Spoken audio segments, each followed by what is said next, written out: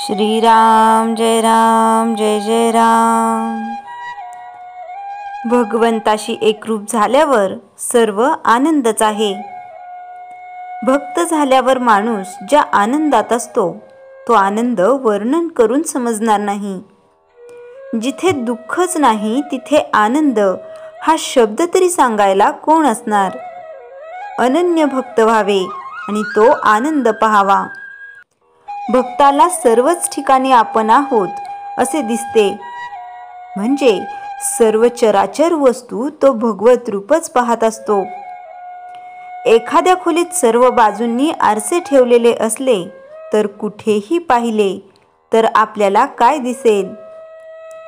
आपल्या स्वतःशिवाय दुसरे काहीच दिसणार नाही। म्हणजे सर्व ठिकाणी एक भाव झाला आहे। तिथे दुःखाचे कारणच नाही, तिथे सर्वच आनंद असतो। त्याप्रमाणे भक्त भगवंताशी एकरूप झाला, तिथे आनंदाशिवाय दुसरे काय असणार? जे याप्रमाणे जगात वावरतात ते आपल्या आनंदात राहूनही इतर लोकांप्रमाणे वागत असतात। तुकारामांनी अशा स्थितीत राहून लोकांना सन्मार्ग दाखविला। समर्थांनीही ती स्थिती सांभाळून सर्व जगाचा व्यवहार केला आणि इतर लोकांना आपल्या पदाला नेले। आपण कधी त्या आनंदाकडे जाण्याचा मार्ग पाहिलेला नाही, म्हणून ज्यांनी तो आनंद पाहिला आहे आणि जे सदैव त्या आनंदातच राहतात त्यांच्या सांगण्याप्रमाणे वागणे हेच श्रेयस्कर आहे। म्हणजेच गुरु आज्ञेप्रमाणे वागावे।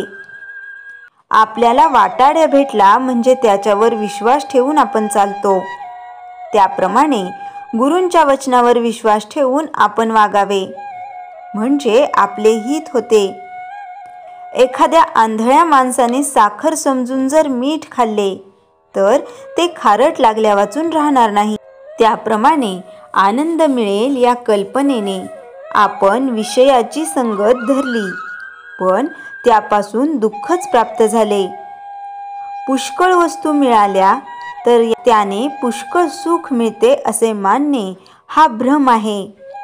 खरे किंवा पुष्कळ सुख म्हणजे कायमचे सनातन सुख होय। ते सनातन वस्तूपाशीच म्हणजे भगवंतापाशीच असते। भगवंताचे आपण झाल्यास सुखी होऊ।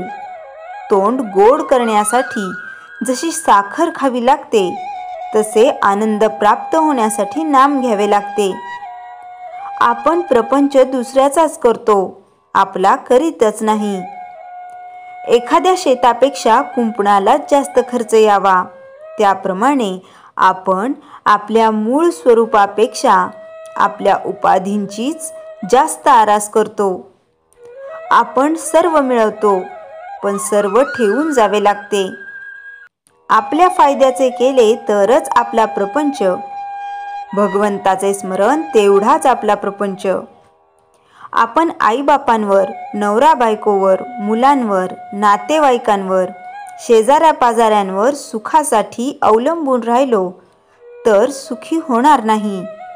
आपले दुःख किंवा यातना जर कोणी नाहीशा करीत नाही तर मग दुसरा कोणी आपल्याला सुख देईल ही कल्पना कशी खरी ठरेल? श्रीराम जय राम जय जय राम। चैतन्यवाणी परमात्म्याचा आनंद अखंड मिळावा, मी त्याचा व्हावे ही दृष्टी ठेवून नामस्मरण करावे। श्रीराम जय राम जय जय राम। श्री मनाचे श्लोक 71 निरूपण। जयाचे निनामे महादोष जाती, जयाचे निनामे गती पाविजेती, जयाचे निनामे घडे पुण्य ठेवा, प्रभाते मनी राम चिंतित जावा। या श्लोकात राम नामाने काय होते ते समर्थ सांगतात। नामाने महादोष जाती असे समर्थ सांगतात। मानवी शरीर म्हणजे दोषाचे भांडारच असते। महादोष असतात ते षडरिपू, काम, क्रोध, लोभ, मोह, मद, मत्सर। काम सर्व दोषाचे मूळ आहे। कामातून वासना एखादी गोष्ट मिळवण्याची इच्छा, ती गोष्ट मिळाली नाही की येणारा क्रोध, त्या गोष्टीचा मोह, ती वस्तू मिळाली की ती गोष्ट कायम आपल्याकडेच राहावी असा त्या वस्तूचा लोभ, ती गोष्ट आपल्या काडीने दुसऱ्याकडे गेली की त्याच्याविषयी वाटणारा मत्सर, ह्या सर्व गोष्टी एका कामामुळे होतात. हे सगळे दोष नित्य नेमाने नाम घेतल्याने नाहीसे होतात. नित्य रामनाम घेतल्याने उत्तम गती मिळते. गती म्हणजे अवस्था. प्रत्येक साधकाचा जसा अभ्यास असेल तशी त्याला गती मिळते. नाम जितक्या उत्कटपणे घेतले जाते तशी भगवत कृपा वाढते. ज्ञानाचा उदय होतो, अज्ञान नाहीसे होत जाते. त्याला त्याच्या अधिकाराप्रमाणे मुक्ती मिळतात. तुकोबांसारखा एखादा सदेह वैकुंठात जातो त्यावेळेस त्याचे पूर्वजही उद्धरून जातात. अज्ञान नाहीसे झाल्यावर एखाद्याला सायुज्य मुक्ती हवी असेल तर तो परब्रह्मात विलीन होतो. जर एखाद्याची भक्ती त्याला सायुज्य मुक्ती मिळवण्या एवढी झाली नसेल, त्याने घेतलेले नाम वाया जात नाही. त्याने घेतलेले नाम त्याच्या सूक्ष्म देहात सुरक्षित असते. जेव्हा पुन्हा नरदेह मिळतो तेव्हा मागील जन्मात घेतलेले नाम त्याच्या उपयोगी पडते. दुसऱ्या जन्मात त्याच्याकडून निष्काम भजन घडते. म्हणूनच समर्थ म्हणतात, प्रभाते मनी राम चिंतित जावा. जय जय रघुवीर समर्थ. श्रीराम जय राम जय जय राम. शाळीग्राम भाग 2. 4. कूर्म शाळीग्राम. निळा रंग, 3 रेषा आणि बिंदूंनी अंकित असते ही शिळा. या शाळीग्रामाची पूजा शांती, धैर्य, सुख, ताकद प्रदान करणारी मानली गेली आहे. वराह शाळीग्राम शिळा. विषम आकार आणि मध्ये 2 चक्राचे चिन्ह असणारी ही शिळा लवकर लक्ष आणि कार्यसिद्धी करून देणारी आहे. हयग्रीव शाळीग्राम शिळा. या शिळेवर 5 रेषा आणि अंकुशाचा आकार असतो. भगवान विष्णूच्या हयग्रीव अवताराप्रमाणे ही शिळा संकटमोचक आहे. दामोदर शाळीग्राम. निळा रंग आणि यामध्ये निळ्या रंगाची चक्रकार शिळा. याच्या केवळ दर्शनाने जीवनात चमत्कारिक बदल घडून येतात. लक्ष्मीनारायण शाळीग्राम. 2 चक्र असलेल्या या शिळेची उपासना वैभव आणि शांती प्रदान करणारी आहे. मत्स्य शाळीग्राम शिळा. ही शिळा कमळाच्या आकाराची असते. या शाळीग्रामची पूजा केल्याने अमाप धन, सुख व आपत्याची इच्छा पूर्ण होते. शाळीग्रामची पूजा कशी करावी आणि कोणत्या गोष्टीकडे विशेष लक्ष द्यावे? शुभमुहूर्तावर घरामध्ये आपल्या इच्छेनुसार कोणत्याही प्रकारच्या एका शाळीग्रामची स्थापना करा. दररोज विष्णू सहस्त्रनामाचे पठण करत पंचामृताने, पंचामृत म्हणजे साखर, दूध, दही, तूप आणि मध, अभिषेक करून त्यानंतर देवाची पंचोपचार गंध, फूल, दूध, दीप, अक्षदा आणि नैवेद्य पूजा करावी. नैवेद्यामध्ये तुळस अवश्य असावी. शाळीग्रामची नेहमी तुळशीसोबतच स्थापना करावी. तुळशीशिवाय शाळीग्रामची पूजा केल्यास दोष लागतो.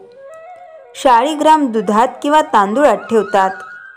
तसे केल्याने जर त्याचा आकार व वजन वाढल्यास तो नित्यपूजेला योग्य समजला जातो अशी समजूत आहे.